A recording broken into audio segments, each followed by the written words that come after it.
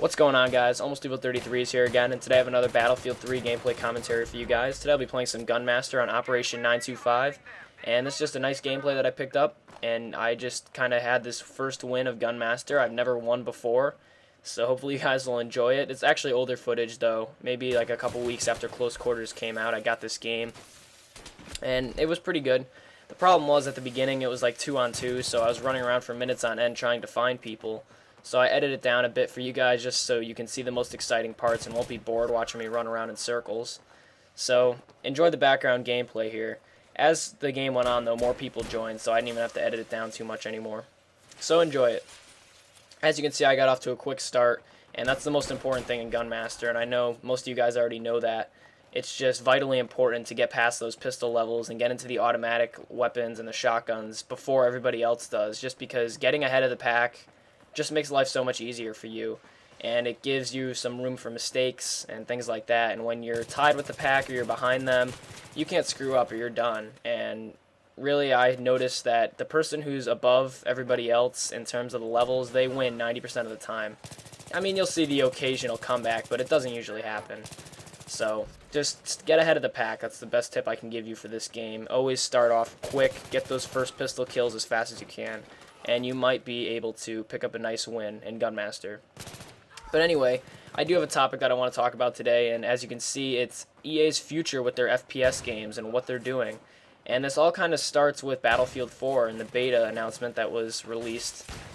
I don't remember when, maybe a couple days ago, but whatever. It was released very recently, and it kind of surprised a lot of people at the time, and I was surprised too, because a lot of people, including me, were expecting Bad Company 3, if anything. And now we're even questioning Bad Company 3's existence, and we know that Battlefield 4 is going to be coming either next fall or next year, in the spring.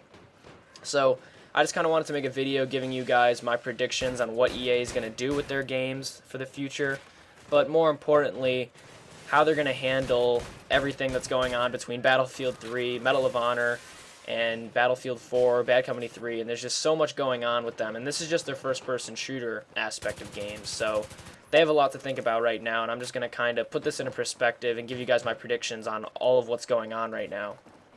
So the first thing I'm going to talk about is Battlefield 4. And like I said before, the beta announcement was confirmed a few days ago, or maybe last week, I'm not entirely sure. And whether or not it was a slip-up on Origin's part, I'm not entirely sure. There was a screenshot that was revealed that said the Battlefield 4 beta will be released to people who pre-order Medal of Honor Warfighter. And just to confirm a little detail, you don't need to pre-order Warfighter in order to get access to Battlefield 4's beta. It's just one way to get access to the beta. So don't feel like you need to pre-order the game, because that's really kind of annoying when you get so many pre-orders for this game just because they want to play Battlefield 4. And that's kind of what happened with 2010, because they did the same thing with Battlefield 3 and Medal of Honor 2010. And I didn't really like that, because there were so many people that just bought it for the beta, and it kind of pissed me off, because they didn't even give the game a chance. But regardless, I think that Battlefield 4 is going to be similar to this game. I'm kind of nervous about it, but really, I can't tell. How can anybody tell? I'm not going to make predictions on, oh, the game's going to be like this, it's just going to be Battlefield 3.5. I'm not going to do that.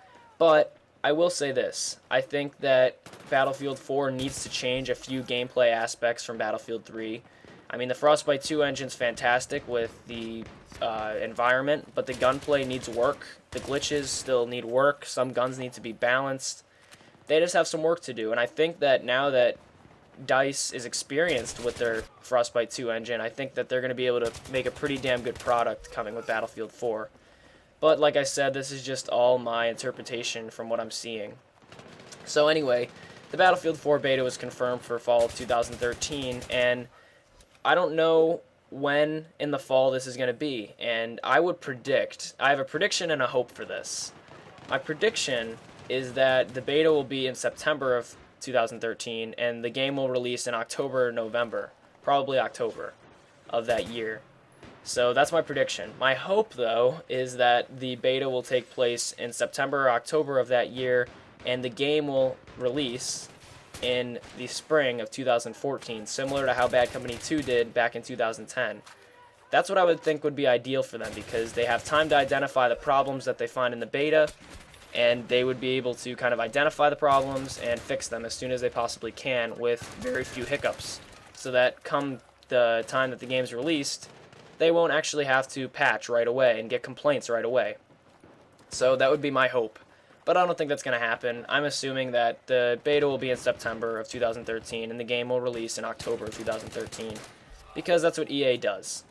I don't really get it. And regardless of that, EA needs to hold over their audience until these new games are released, such as Battlefield 4. And the way that they plan on doing that right now is Medal of Honor Warfighter and the expansion packs for Battlefield 3. And I'm not so sure that's going to work, because think about it. If Medal of Honor Warfighter turns out to be about as popular as 2010, people throw it away in less than a month. And if the expansion packs for Battlefield 3 end up being like close quarters, people throw it away in less than a month. So I'm not entirely sure that that plan is going to work. They kind of need to think about what they're doing. But I do have faith in EA. I think they'll come through for us. They have before. And, I mean, I'm looking forward to Warfighter. I'm looking forward to the Battlefield expansion packs. But really, at this point, it's all predicting. And we can't just put our finger on what's going to happen. We can't just say, oh, I think this is going to happen. I think in 2015, Bad Company 3 is going to be coming. We can't do that. Because as consumers, we just have to wait and hope for EA to come through for us and do these things so that we can kind of enjoy their new games as they come along. So hopefully you guys enjoyed this video. If you did, please leave me a thumbs up. It really helps me out a lot. And other than that, I'll talk to you guys later. Make sure you leave a comment down below giving me your predictions for what you think EA is going to do with their future FPS games. When do you think Battlefield 4 is going to be released? Anything like that. And let me know down below. So I'll talk to you guys later. Thanks for watching. Peace out, everybody.